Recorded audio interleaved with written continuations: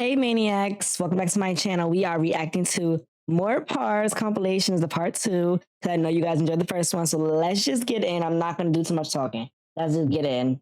Okay. Oh, Super Bowl was crazy this year, man. Let me go back a bit. Menace for a single seal. Introducing our protagonist, Neil the Seal, a 600 kilo absolute unit of a southern elephant seal from my home state of Tasmania in the land down under, who is known for, above all else, being an absolute fucking menace to polite society. But despite his crimes, we all still truly love him. But what are his crimes? Well, see, he seems to just fucking hate traffic cones and road safety in general, has regularly been caught trespassing, and then once he has been caught trespassing, belligerently screaming at locals because they... So, wait, how long can seals last without water? Because I'm confused on how long they can last. Because every clip I've seen has just been on the ground, so like... Are you getting fed water while you're outside? Like, hello? Won't give him his fucking fish, and has been known to just block roads by plopping his fat ass down directly in the middle I'd of be them. so However, pissed. hands down, the funniest shit he has ever done was just straight stopping this random lady from going to work. I shit you not. This motherfucker crawled out of the ocean, up the beach, crossed the road, absolutely fucking bodied this woman's poor letterbox, and then proceeded to plant himself directly in front of her fucking car. Do you know how pissed I'll be if I have to go to work? Like, imagine people who work like early mornings and they're already upset because they woke up at like 4 a.m. and then you just look out your window, you see a big fat seal on your car that you cannot get out. I'll be so pissed. I'll be so pissed. And then if you call the cops or anything, they're not going to believe you. I promise you they won't believe you. They won't.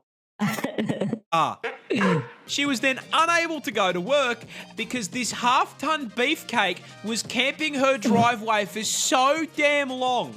Local news had time to drive out to her house and cover the... Exactly what I'm saying. Exactly.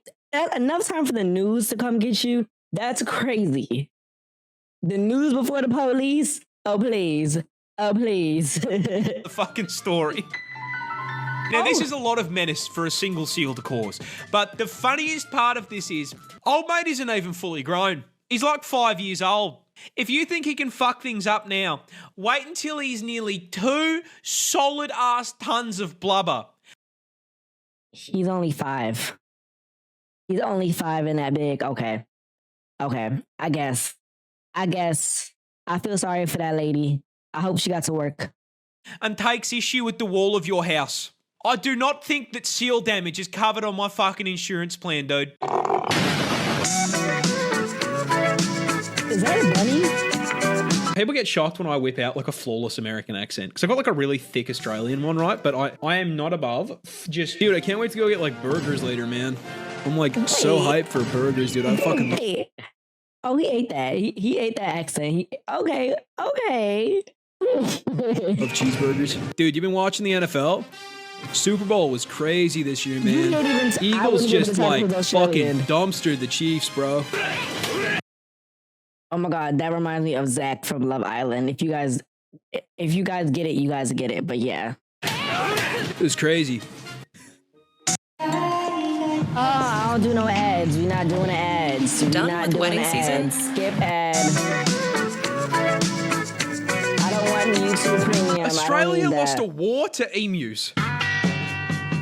But how? How the f*** did we lose an armed conflict with flightless birds? Well, it all started in 1932 when farmers in Western Australia wanted to grow wheat. There was just one major problem. That's emu territory. And emus really like wheat. And coming in at 6 foot tall and 40 kilos in weight, they...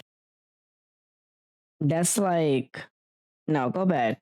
Go back. Really like wheat. And coming... Hello. Like, actually, hello. Actually, I've never... Half these animals in this video I've probably never even seen. That's the crazy part about this. But hello, 6'3" is crazy. And at 6 foot tall and 40 kilos in weight, they can eat a lot of it. So when breeding season came around, the emus migrated through the farmland, and these poor farmers were overwhelmed by a tyrannid swarm of man-sized poultry, 20,000 emus strong. These feathered tanks then proceeded to completely steamroll through the fences into the fields and started laying waste to the wheat. The farmers attempted to fight back the initial wave with rifle fire, but their efforts were, putting it lightly, completely useless. This ginormous L made the farmers pretty bloody angry, so they gathered together and went to the government to ask for help. Sir, 20,000 They asked the FBI to get rid of them. I wonder if they did. emus have hit the wheat fields. Me, mate. And so the government declared the emus enemies of the state and sent in the army to commence the Great Emu War. The entire 7th Heavy Artillery Division... Imagine Call of Duty Zombies, but it's just emus. Every zombie is an emu. Imagine that. was deployed to WA, armed with 2 LMGs, 10,000 rounds, and the sole objective to blast anything with feathers. A little bit excessive for an overgrown turkey, if you ask me, and upon their first deployment, the army immediately ran into a major problem. Emus are fast. I would think so.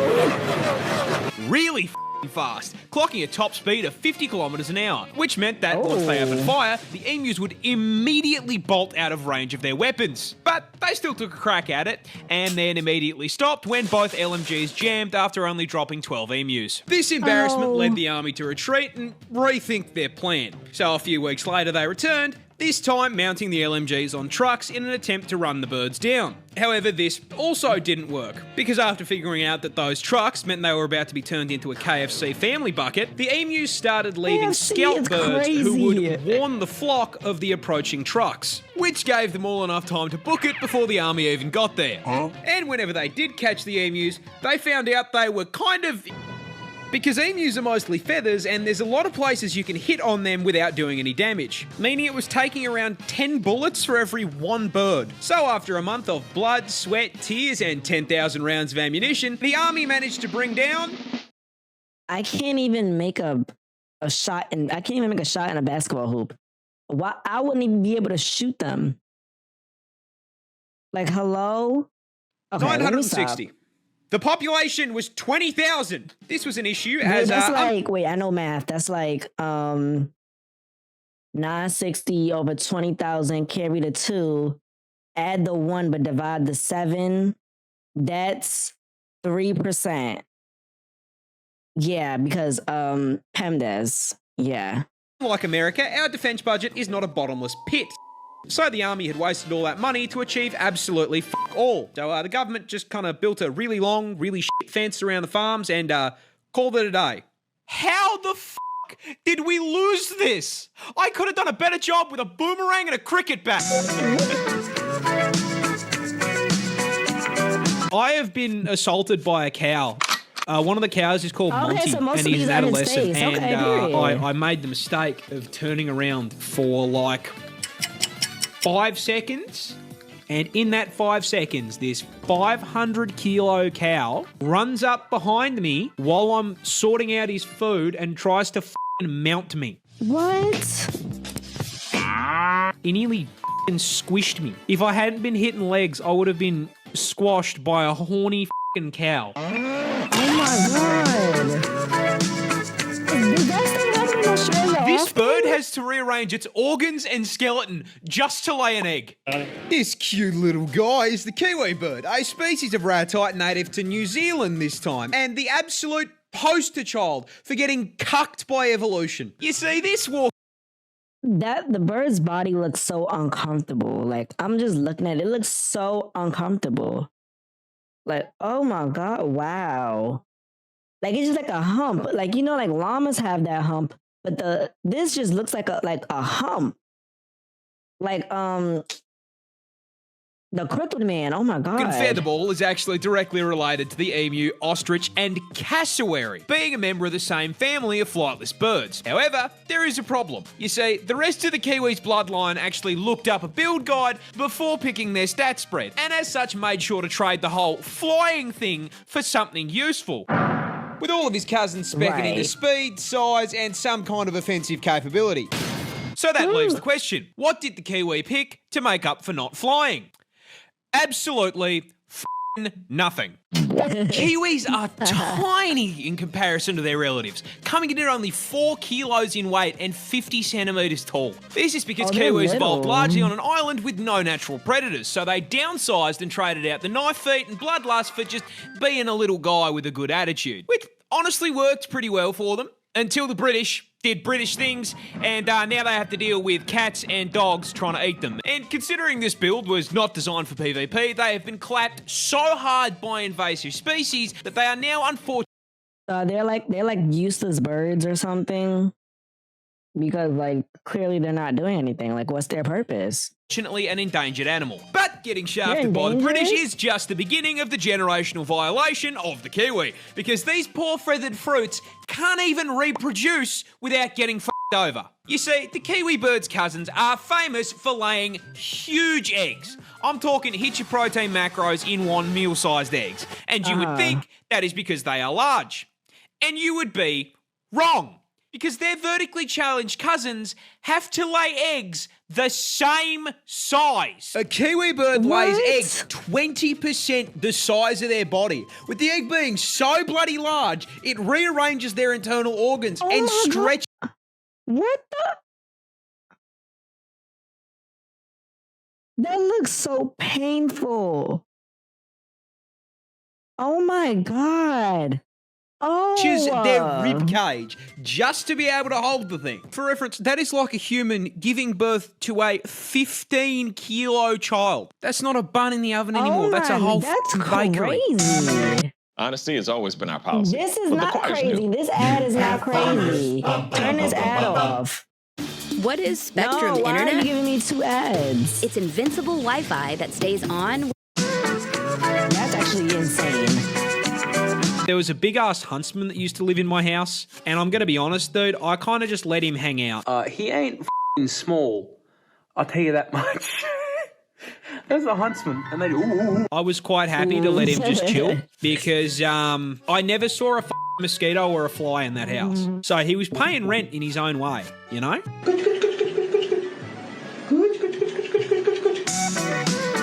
I can't play with a spider, I'm sorry. If you're still watching, leave a comment. Do you like spiders? Yes or no, and why? Okay, answer that question. Oh, my dog is barking. But yeah, leave a comment. Do you like spiders? Yes or no? Scientists just de-extincted a 12,000-year-old dog. Well, kinda. You see, a bioengineering company called Colossal has dedicated itself to doing what every single Jurassic Park film has told us is a bad idea. Bringing back extinct species. And recently, they made a breakthrough. Guys, I've never watched Jurassic Park. Don't get mad at me. I never watched it. And I don't think I'm ever going to watch it. I'm not. They have managed to bring back the 12,000-year-old direwolf. You know those big-ass puppies from Game of Thrones that the Starks had? Yeah, those were actually a real-ass animal, alive during the late Ice Age. And the best way I can describe them to you is basically a wolf on steroids. Yeah, buddy! These things were bigger, faster, and stronger, estimated to have the highest bite force out of any canine. And in a move that I'm sure has no implications, they have managed to bring these bad boys back to life. Right. These 2 little guys are now 6 months old and have been living on a private plot of land with 24/7 veterinary care. However, they've only just been shown off to the public, with the company going so far as to get a photo op with George R.R. Martin holding one of these adorable little killing machines. They are cute, though. They are cute. They're just the hellhounds from Call of Duty Zombies, but they are cute. Showing that man will literally interact with an extinct species before he finishes that last book. There is, however, one small problem. This isn't technically a direwolf. You see, by merit of them being extinct, short of speccing into necromancy, you can't exactly bring them back. Which is where this guy comes in. You see, the grey wolf shares 99.5% of its genetic code with the direwolf. So, using CRISPR gene editing, they basically toss the grey wolf back into the spore creature creator, then using the code found in direwolf fossils as a build guide, juiced the out of it, boosting the size slider and putting some extra points into strength, as well as adjusting its head shape and teeth. All in all, they made a total of 20 edits to 14 genes, producing the closest thing we can get to a direwolf short of time travel, which is cool as fuck. I give it 5 years before a man-made... No, that's actually cool. That's actually cool. And horror beyond comprehension breaks out of that fucking lab, and we are all playing Resident Evil.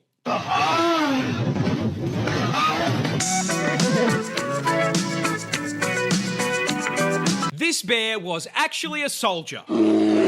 But how? You see, it was 1942, and the 22nd Polish Artillery Company were passing through the mountains of Iran on their way to the front lines to fight the Nazis. While passing through a town on their way, they were stopped by a young Iranian shepherd looking to trade with them for rations and a Swiss Army knife. When the Poles asked what he had to offer in return, the young shepherd produced a burlap sack containing an orphaned Syrian brown bear cub. You see, this bear's mother was shot by hunters, which is how he ended up in a low-tech Pokeball.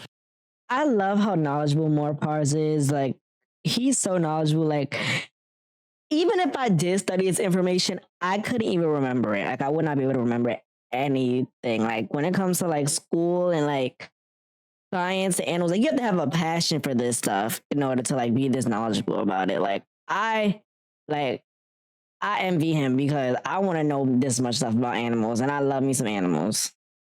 I want to know more. I want to like learn about dogs and stuff. I love dogs. Like, that's my thing. So like, I want to learn more about dogs and stuff. So maybe I might do that. Maybe I might, read a book or something. Maybe. Being offered as a trade deal. The Polish looked at the bear and, clearly seeing the potential for insane dad lore, said, "Damn good deal." And in the most worthwhile trade deal in history, parted ways with their supplies in exchange for a f***ing Pokemon, adopting him into their ranks and naming him Voytech. And the 22nd immediately set about raising this little man as a proper bear and soldier. Maggots! As a baby, they... This is Pokemon 1942. They would feed him condensed milk out of an empty vodka bottle, as well as feeding him on the cartoon bear diet consisting of fruit, honey, and marmalade. They also appointed a soldier as his caretaker, who wasted no time in showing Voytech how to fit in with the rest of the army, teaching Yogi's little cousin to wave, salute, and even march. While not undergoing rigorous military training, Voytech would hang out with the soldiers. He drank coffee with them in the morning, trained with them in the day, and when they all got shit-faced in the evening, he would f***ing wrestle with them. Do you know how much a brown bear has to love you to wrestle you? Right, I'm not.